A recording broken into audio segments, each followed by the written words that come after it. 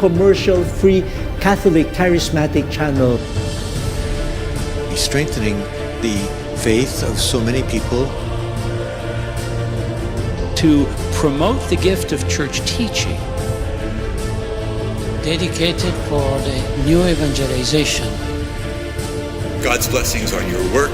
May God bless and prosper you. Shalom World, God's own channel.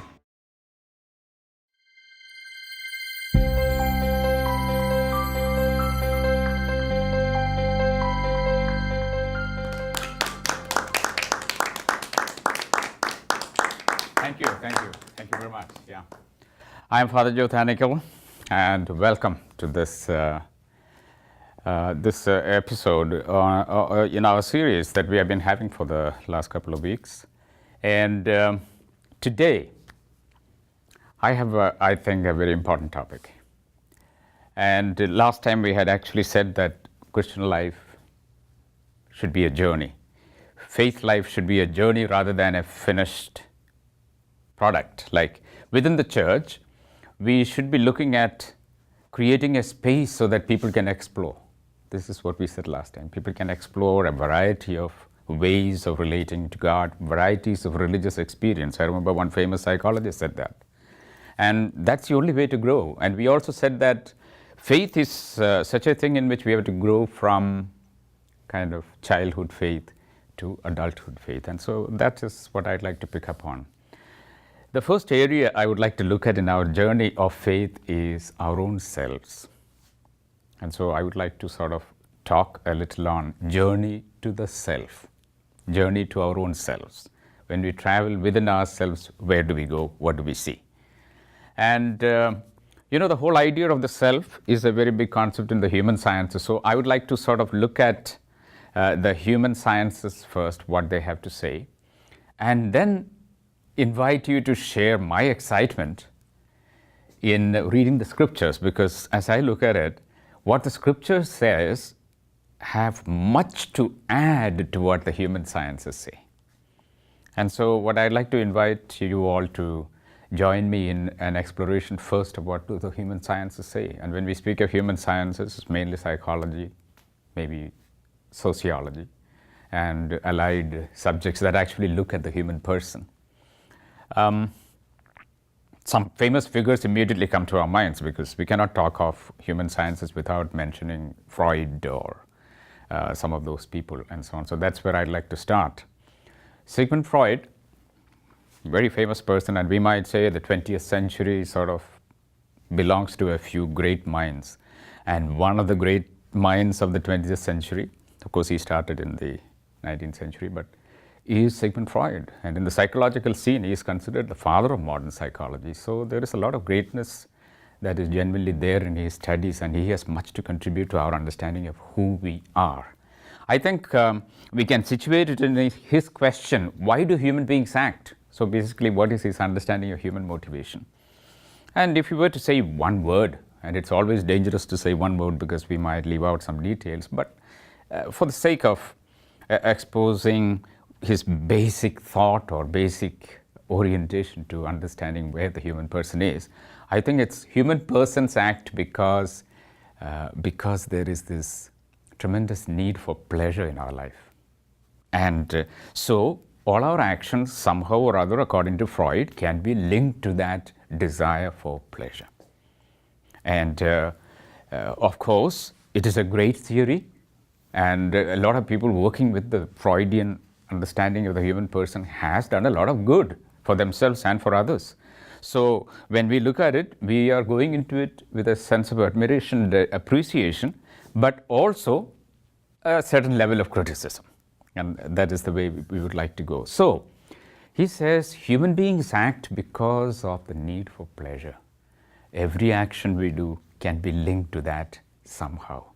And so based on that, there is an understanding of the human person that he has. Who is the person according to him? A person is someone who has this need for pleasure. I think that is something to keep in mind. Now, Is all the motivations out there to be seen? No, because according to him, there are two different levels of motivation: the manifest motivation and the conscious motivation and the unconscious motivation. But whether conscious or unconscious, pleasure is the basic element according to him. Well, is this true? Are human beings motivated by pleasure? Of course, there are so many actions of human beings that are motivated by pleasure. So there is definitely some truth in what Sigmund Freud said. Another person who actually answered the same question from the psychological field was Alfred Adler. Now, Alfred Adler said it is not pleasure, but another word that might be strong in his writings is the whole question of power. So human beings have this need for power. And a lot of our actions can be associated with that. Again, we may not agree with it 100%, but if we say, are there human beings at some moments of their time, their actions can be traced to a desire for power? Obviously, there are. And we can see it in history, we can see it in so many different places. But there is something more modern. Some other person, like, I'm sure you've heard Abraham Maslow. And there is the famous Maslow's hierarchy of needs that we've heard. And the hierarchy of needs is a kind of a pyramid in which he says there are at least 5 sets of needs. It is not just one thing like pleasure or power that we seek after, but it is a series of things. And human beings, as they develop, they seek after these. So for example, he would say the physiological needs are first. Everyone works towards the fulfillment of physiological needs. Then they would say you would move to safety needs. Say, for example, a person needs food first, physiological, but then you need a house, safety, that kind of a need is there. And then a third level of need would be a sense of belonging. So, for example, you have to belong to a community, a family. That's the time when people look for partners and all that kind of stuff.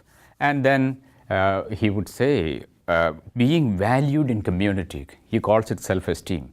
He says we have the need to belong to a community and being valued there. And a very big final level of needs, according to him, self-actualization. Self-actualization for him really means what? I have all these potentials within myself and I must actualize them. So according to Abraham Maslow, what is the idea of the human person that we get? Human person is someone who is in the process of satisfying some basic needs, and the needs are not always the same. They can be plotted along a certain scale, but at the culmination of it, according to Maslow, the last stage of that development would be self-actualization. That means we are working towards the fulfillment of our potentials, our needs, and so on. So the idea of the person is quite clear in Maslow's mind. However, there is someone else I'd like you to meet, that is Viktor Frankl, who was another Jewish, very believing Jew and so on. He's got a wonderful idea also. We will talk about that when we come back in our next segment, and then see this development of the understanding of the person that goes along with these people. Okay, we'll see you in the next segment. Yeah.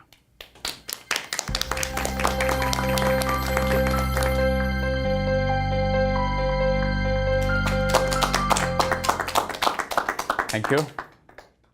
So we were talking about different ways of understanding ourselves, and there is another important person that I would like you to know, that is called Viktor Frankl. I admire him a lot because he has brought into this whole discussion a new dimension, and his idea is that even Maslow's idea of the hierarchy of needs does not really fully describe what a human person is.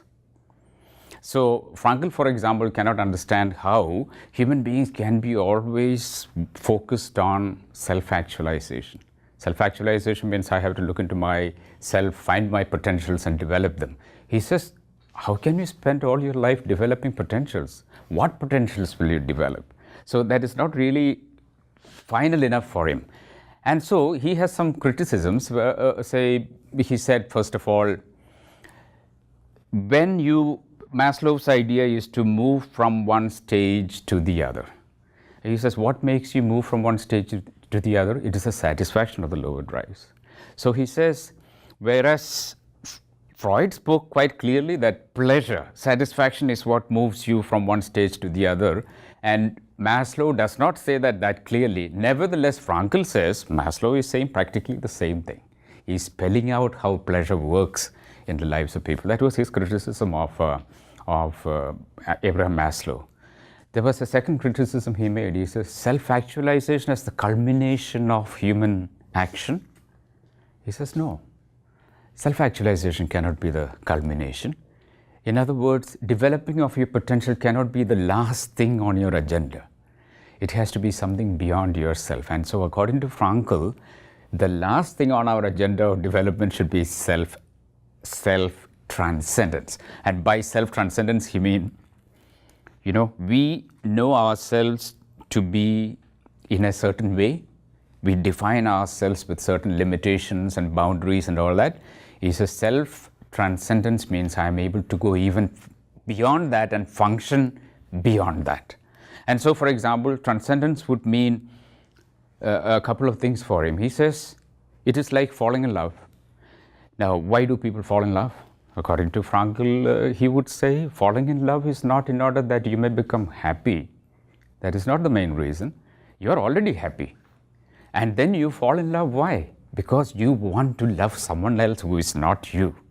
You want to be at the service in some sense, but really to enhance somebody else's life. Of course, in that process, your life also is getting enhanced, but it is by enhancing somebody else's life. In other words, self-transcendence for him is an effort to get out of our own self as the center of our world. And he says that can be the last agenda on the development. So self-actualization is not the culmination of development, but self-transcendence is. Now, this of course is a great idea that Frankl has come out with, and we find that it has got a lot of consequences. So, a person who believes that my highest self is exercised when I am self-transcendent, that person will have one lifestyle. Someone else who believes that my self-actualization is my ultimate goal, they will have another lifestyle. Just like someone else who believes that a physical satisfaction of my needs is my goal, that person will have a third lifestyle. So we bring these beliefs about ourselves into the way we function. And so, for example, human sciences would speak about self-concept, what we believe about ourselves. That's what we talked about. Now, we could believe we are any of these. We could talk about self-worth, because based on our beliefs, we can build for ourselves a positive feeling about ourselves. And there is an energy that flows within us, because when we say we are that, means we have to go about acting that way, and we find the energy in that belief. I am engaged in self-actualizing behavior. That gives me a certain sense of myself, an energy about myself, and we call this self-esteem. So self-esteem is the kind of energy level that we carry with us. And everybody needs a good, positive energy level. It can come from any kind of belief that we have about ourselves. So it is important for us to actually look at all these things like self-concept, the feeling of self-worth, and also the self-esteem in our life, because that helps us to function really well. I'm talking about this because from so far this is human sciences. But I believe if we allow our faith perspective to come on this, it only adds to this, and it really makes it all the better for us, So that's the kind of place that I would like to go from here. But before we do that, which will be the next talk, I would like to dwell a little bit on self-transcendence. I believe that it is a concept that we need to talk more about. In the world, if we look at what is going on today, there is a lot of emphasis on an idea of self that is based on ourselves as the center of our lives. So, for example, if you take success, success is defined how? Success is defined as getting what you want, reaching where you want to reach, and then it is supposed to be successful.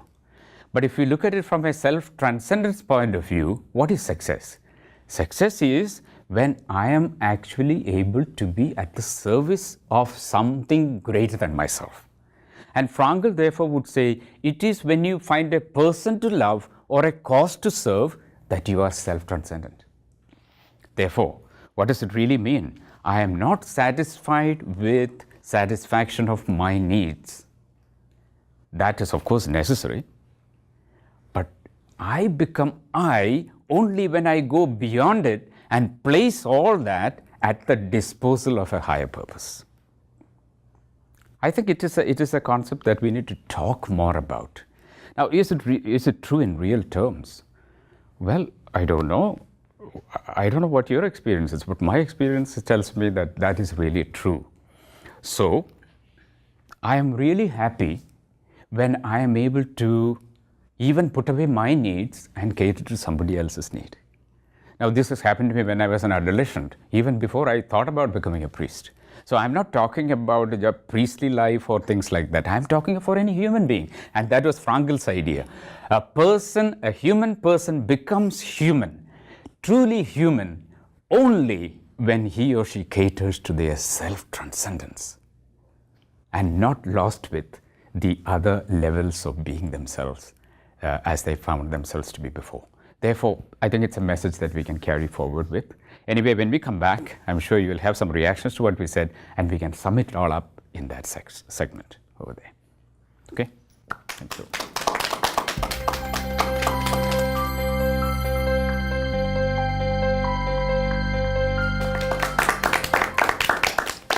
Thank you. So we're back to the third segment of our talk. It would be nice for us to share how we felt as we were listening to what I had to say this morning, and what's our reaction, response, or if there are any questions. Could be, yeah. I have a question. It strikes me how our world, the world we live in, and the whole culture does everything to kind of go against our building our self and our self-worth and our self-esteem. In terms of, it seems that we live in a society that's really plays to our pleasure principle at all levels, from very young to throughout our lives. Everything is about making ourselves feel better, look better, that sort of thing. And then if we can move beyond that, we try to build ourselves. It's very difficult and extremely competitive to build your education, build yourself into your best self. And then once you're there, technology, it feels like it might be technology, takes over, and there's almost, it takes away that human interaction, the ability to really bring yourself and your heart into your life and to share that with others. I too feel very similar to what you said. I think there's a great emphasis on the pleasure principle. And then also the other thing, for example, self-actualization is also quite strong. There is I think a high favorability towards a lot of achievement in one's life, developing oneself, and so on and so forth. I think what is being lost out in this process is self-transcendence. We don't hear as much talk about self-transcendence as I would like, and I'm sure you would like. And of course, in that process, we are emphasizing certain very human things about the person. And people are searching after that, but personally, and I'm sure we would like to hear more about the self-transcendence, because that's where the genuine higher self of the person is given a lot of weightage and value. So I think I want to thank you for that observation that you made. Yeah. Father, what about people who are severely debilitated, almost in a vegetative state? how do they achieve self-transcendence? Exactly. Oh, that's a tough question, especially if we look at it from the point of view of the person who is in the vegetative state. Now, if that person is able to process a lot of in their mind, then of course they can also find some meaning in their situation. There are a lot of people who have found a lot of meaning in that situation. We have got many stories of that. But more importantly, those who are in the environment of that person, those who are the loved ones, those who are the near and dear ones, those who are entrusted with the care of that person, etc. For those people, from the point of view of self-transcendence of Viktor Frankl, it is a wonderful opportunity for them to witness what happens to the higher selves of that situation. I think an example might clarify that, and your observation will be, I think, very beautifully brought out in that. You remember a few, maybe 2 years ago, or a little less than that, when all the televisions in the United States telecast that figure of the little boy Dominic from the United States, from New York, that had gone to the Vatican. And this boy was in a severe case of dysfunctionality. And when the Holy Father, Pope Francis, came nearby, somebody lifted Dominic to him. And the Holy Father accepted Dominic and held to himself. And eventually Dominic felt so great that with his debilitated situation, he extended his hand and put it around the Holy Father's neck. And what was beautiful was, that day, the next day, and for a few days, the television screens in the United States was full of that image. Now, I'm asking, what must have happened not just to Dominic, but to all those who witnessed it in the Vatican, and more importantly, all those who witnessed it back in the United States. Everybody's higher self was recognized. Everybody recognized their true selves as people who are capable not just looking after their needs, but who can put themselves at the service of someone else. And so I think that is the value that the Catholic teaching recognizes in someone who is in a kind of vegetative state. It gives us an opportunity for us to exercise our self-transcendent selves. I think that's really wonderful. Yeah. Father, being both a Eucharistic minister and having a mother who broke a hip, had a stroke, and went 12 years before she died.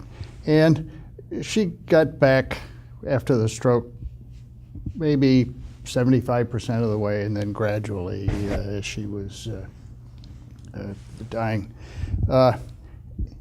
I think it's a very tough situation for those family people and the caretakers, etc.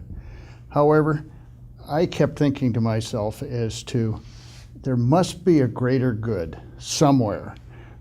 Again, for family people, for caretakers, for relatives, for somebody who is aware of the situation and takes some good out of this. And in the Eucharistic ministering world, you see people who are not in very good shape, and you hope that somehow some good comes to those that are associated with them. Exactly, exactly. And I believe that we in the Catholic Church, we put a lot of value in preserving life from the moment of the birth to the moment of natural death, precisely because of this. Because of the opportunity we see for humanity to recognize its own greatness. And its own greatness is recognized not just in ordinary achievements and self-actualization even. It is recognized when we see humanity going out of their own self-centered worlds and placing themselves at the disposal of the other, which is self-transcendence. And that is one of the reasons why I think we should have a conversation, a larger conversation about self-transcendence as the real place where our humanity is discovered. And maybe that's our contribution. I mean, maybe because in the Bible, in the way our story develops, there is so much of place for self-transcendence. We will see that in the next segment, because in the next segment I'm going to talk about self-esteem in a more detailed way. Today we just mentioned it, but we will talk about self-esteem and how that, say, our way of approach in the Christian paradigm really contributes towards building up of self-esteem of the highest kind as we believe it. And so, thank you for today. Yeah, great. Wonderful.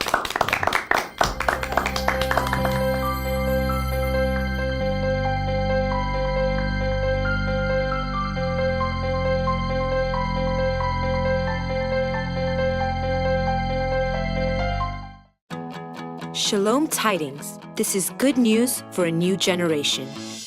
Discover God's constant presence amidst the hopelessness in our lives. Tiffany Layton writes about losing her young husband to horrific violence in Clinging to the Cross. God's grace showed Anne Noel how to be a merciful woman. Brother Manis Matus tells us why misery, pain, and suffering can indeed be a gift. Lisa Duffy shares her experiences in escaping the dangers of the divorce culture. Patty Knapp understands the infinite value of having a mass said, and so much more. Read about how God gives hope for the heartbroken in the February-March 2015 issue of Shalom Tidings. Visit shalomworld.org/tidings. Also available in Barnes & Noble stores,